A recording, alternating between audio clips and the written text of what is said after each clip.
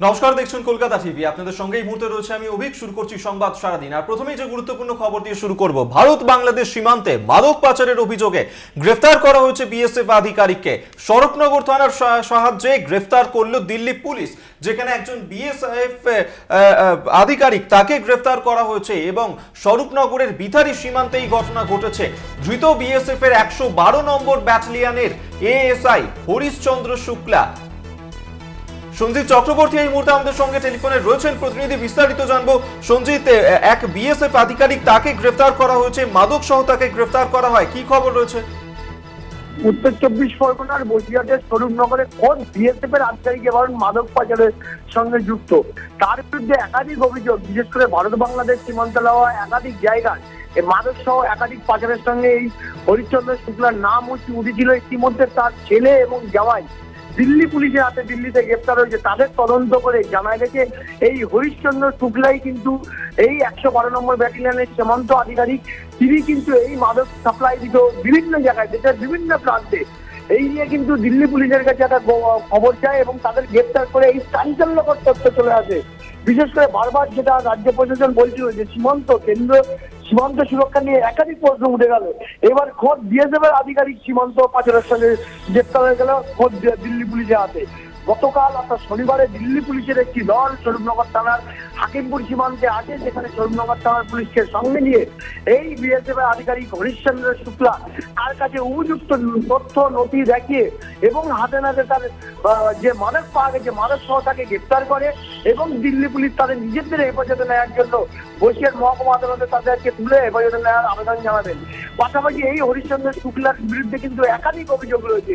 তার ছেলে যেমন এর আগে মাদকের সঙ্গে যুক্ত ছিল দিল্লিতে, তার জামাই তাকে গ্রেপ্তার করেছে দিল্লি পুলিশ গ্রেপ্তার করার পরে এই দুইজনের কাছে চাঞ্চল্যকর তথ্য উঠে আছে। এই যে বিভিন্ন জায়গায় যে সীমান্তে একাধিক সীমান্তে এই মাদক সাপ্লাইয়ের সঙ্গে হরিশ্চন্দ্র শুক্লা জড়িত ছিল।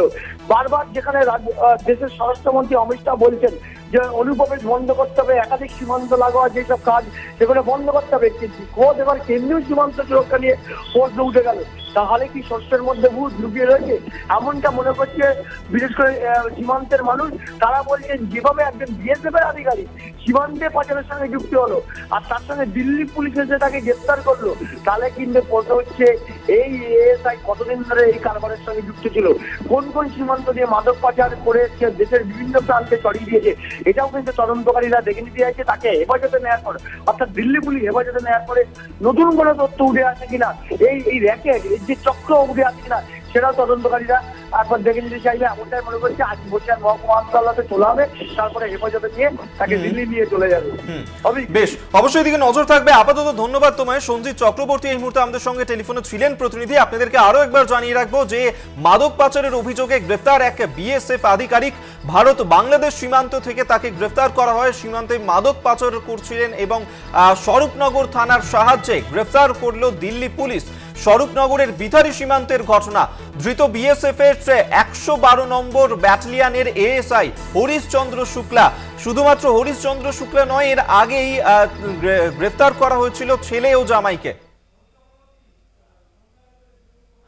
তৃণমূল মুখপাত্র অরূপ চক্রবর্তী এই মুহূর্তে আমাদের সঙ্গে টেলিফোনে রয়েছেন। অরূপ বাবু, এর আগেই রাজ্য প্রশাসন একাধিকবার বা আপনারাও একাধিকবার অভিযোগ করেছিলেন, বিএসএফ এর ভূমিকা নিয়ে প্রশ্ন তুলেছিলেন।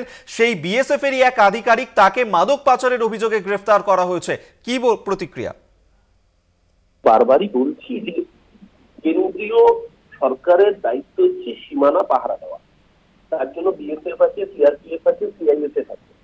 এই যে কয়লা, গরু, মাদক এগুলো পাচার হয়ই না যদি না এদের কারোর না কারোর মদত থাকে। দেখুন, আমরা একবারও বলছি না বিএসএফ মানে এটা, তা নয়, কিন্তু বিএসএফ এর মধ্যেও এমন কিছু অফিসার আছেন যারা এই ধরনের কাজ করেন।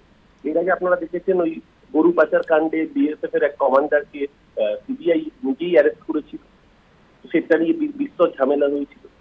আজকে এই মাদক পাচার কাণ্ডে বিএসএফ অফিসারের গ্রেফতার এটাই প্রমাণ করলো যে অভিষেক বন্দ্যোপাধ্যায় বারবার ধরে যে কথাটা বলেন সেটা অভিযোগটা আসলে সর্বাংশ সত্যি যে বিএসএফ, সিআরপিএফ, সিআইএসএফ এদের একাংশের মদত ছাড়া এই ধরনের কাজ হওয়া সম্ভব নয়। এবং এদের মাথায় রয়েছেন কেন্দ্রীয় স্বরাষ্ট্রমন্ত্রী অমিত শাহ। কেন অমিত শাহ তাহলে তার নৈতিক দায়ভার নিয়ে পদত্যাগ করবেন না? তার মানে কি বিএসএফ এর আজকে যদি গোটা রাজ্যে তৃণমূল কংগ্রেসকে মেলাইন করা হয়, তৃণমূল কংগ্রেসের কোনো একজন নেতার দুর্নীতির জন্য, তাহলে কেন বিএসএফ এর একজন অফিসার মাদক পাচারে যুক্ত থাকলে অমিত থেকে তার দায়িত্ব নিতে হবে না? কেন তার দপ্তর দায় নেবে না? তার দপ্তর সেই দপ্তরের মন্ত্রী তিনি নিজে। আজকে এই কথাগুলো মানুষ প্রকাশ্যে আসবে, আনবে, এবং আমাদের অভিযোগ যে সত্য ছিল আজকে প্রমাণিত হচ্ছে, মানুষ দেখছে। ধন্যবাদ আপনাকে। অরূপ চক্রবর্তী, তৃণমূল মুখপাত্র, এই মুহূর্তে আপনাদের আমাদের সঙ্গে টেলিফোনে ছিলেন। আপনাদেরকে আরেকবার জানিয়ে রাখবো, যেখানে বিএসএফ এর এক আধিকারিকের বিরুদ্ধেই মাদক পাচারের অভিযোগ এবং তাকেই গ্রেফতার করা হয়েছে। 112 নম্বর ব্যাটালিয়নের অ্যাসিস্ট্যান্ট এসআই হরিশচন্দ্র শুক্লা, তিনি দীর্ঘদিন ধরেই এই ধরনের মাদক পাচারের সঙ্গে যুক্ত ছিলেন, এমনটাই তার বিরুদ্ধে অভিযোগ। এবং সেই অভিযোগের ভিত্তিতেই দিল্লি পুলিশের একটি দল শনিবারই স্বরূপনগরের হাকিমপুরে আসে এবং তারপরেই বিএসএফ এর আধিকারিকদের উপযুক্ত নথি নিয়ে গিয়ে দিল্লি পুলিশের অপরাধ দমন শাখার আধিকারিকরা তাকে গ্রেফতার করে। স্বরূপনগর থানার সহযোগিতায় দিল্লি পুলিশ গ্রেফতার করলো ওই বিএসএফ আধিকারিককে, যার বিরুদ্ধে মাদক পাচারের অভিযোগ। আপনাদের আরেকবার জানিয়ে রাখবো, ভারত বাংলাদেশ সীমান্তে মাদক সহ দিল্লি পুলিশের হাতে বিএসএফ আধিকারিককে গ্রেফতার করা হয়েছে। আজই তাকে আদালতে পেশ করা হবে। স্বরূপনগর থানার সহযোগিতায় ওই বিএসএফ আধিকারিককে গ্রেফতার করলো দিল্লি পুলিশ। এবং শুধুমাত্র এই বিএসএফ আধিকারিকই নয়, তার ছেলে এবং জামাইও এই মাদক পাচারের অভিযোগ উঠেছিল তাদের বিরুদ্ধে, আগেই দিল্লি পুলিশ গ্রেফতার করেছিল তাদের।